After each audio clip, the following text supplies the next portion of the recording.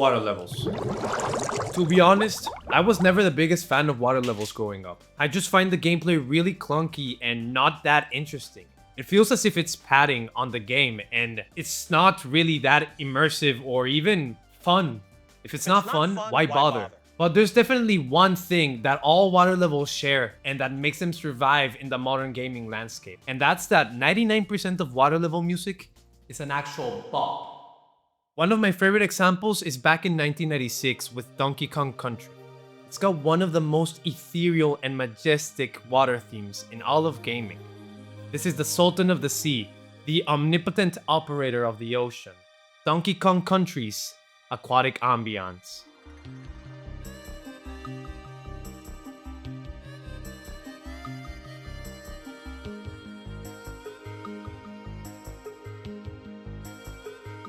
This track is pure genius.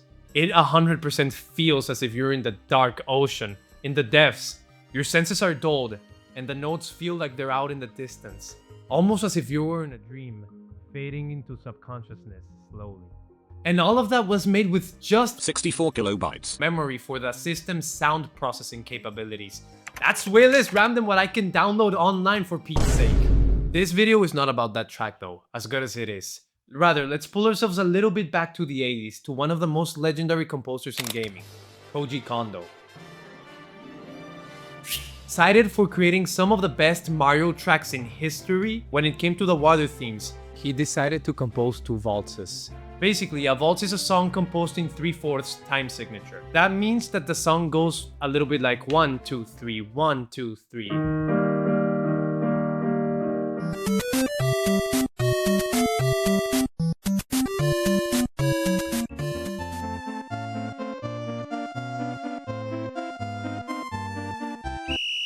What feeling did that give you? It probably gave you feelings of a ballerina doing an expert dance. It's just not giving that same feeling that aquatic ambience gives. So what gives? When it came time for the N64, Kondo would throw everything he knew about doing water themes out of the window in favor of going the aquatic ambience route. Create something truly majestic, ethereal, magical, to give you the experience truly fitting of a water theme. Ladies and gentlemen, I give to you the ominous calmness of Dire Dire Docks.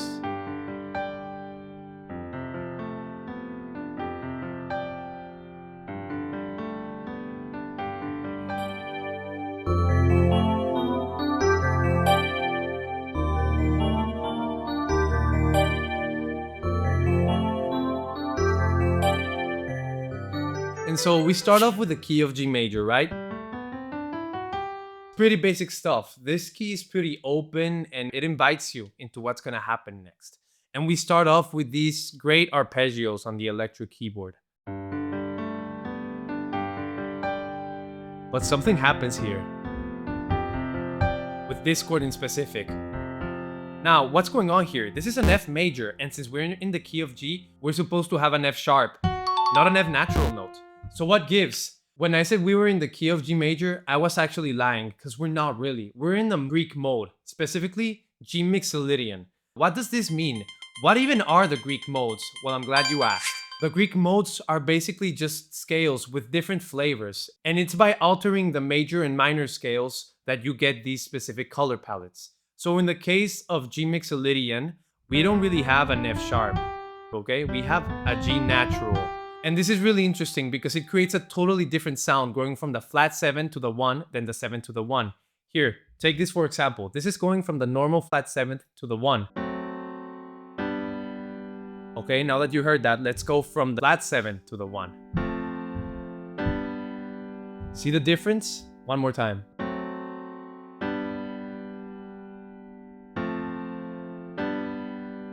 This is one of Koji Kondo's staples. He loves using modes everywhere in his Mario songs. So we're still in the very beginning, just looking at these arpeggios, right? And it's kind of like a boat rocking back and forth, right? The gentle crashing of waves. It's an oscillating feeling everybody tries to capture, and it's a pretty simple move to do in terms of music theory. It's just a chord that's broken into longer segments, but using it masterfully is something that not a lot of people do. And so as we're flowing from these arpeggios, we go from G to F, back to G, 2F again, but then we go a little bit deeper. What's this? We got an E flat. That's not diatonic. It's not within the scale. So it creates this uneasy and ominous feeling from the song. You're usually just cruising around, but all of a sudden you're thrust into these darker feeling. But it doesn't really matter because we go back to F, which takes us into the main melody.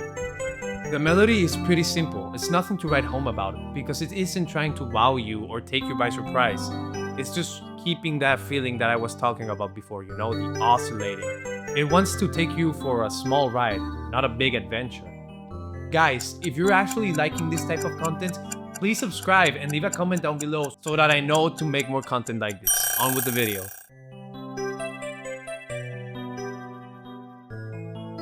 Now, here the harmony starts to go diatonically downward, which basically means that the harmony is slowly going downwards, okay? So you got C, B, A, G. And when it repeats, you're gonna notice that we go into B flat for completing the circle.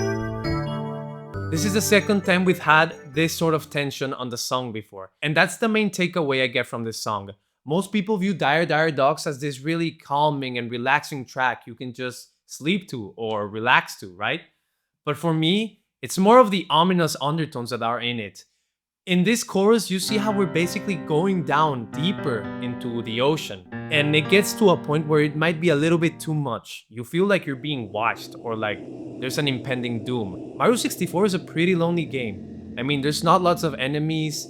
The rooms feel like liminal spaces, and the overall vibe is just pretty depressing in my opinion. Yes, you've got bombastic tracks like Bomb Bomb Battlefield and some happier set pieces, but the fact that you're constantly alone just drives home this isolation that you feel. Ah, spaghetti. Ah, ravioli. So there's 3 stages where this song comes up, but we're gonna be focusing not on Dire Dire Docks, but in Jolly Roger Bay. So when you're outside in the cove just walking around, the instruments stay the same. But once you dive into the water, the strings get into the mix, and it gives you an inviting and explorative atmosphere, enhancing the underwater vibes and asking you to explore the level. But then once you surface into the area that's particularly dangerous, drums get added. You feel more of this adventurous emotion that's just urging you to keep moving forward. It's such a light detail, they really didn't have to add it. I mean, you could have just made the whole song keep looping. But no, the developers were actually trying to make the song dynamic and make the moment-to-moment gameplay different.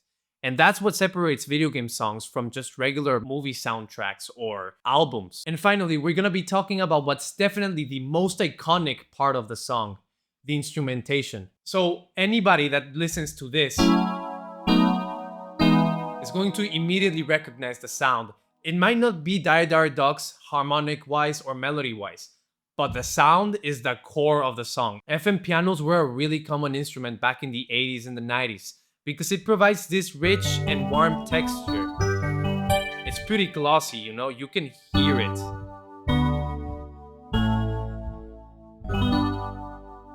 It's such an iconic sound that really ties the whole song together. And I don't think the song would be as popular as it is if it weren't for this majestic sound. Thank you so much for watching this video, guys. If you got any thoughts, comments, and suggestions, please leave them down below in the comments. If you like this type of content, say it so I can make more of it. If you think my analysis needs to be deeper and my theory should improve a little bit, tell me in which ways I can make these videos better. I'm still trying to get the whole structure down, but I really enjoyed making these types of videos. But I also get to understand a lot of music theory concepts that I didn't know before. So, thank you so much for watching, and I'll see you guys in the next video. Peace.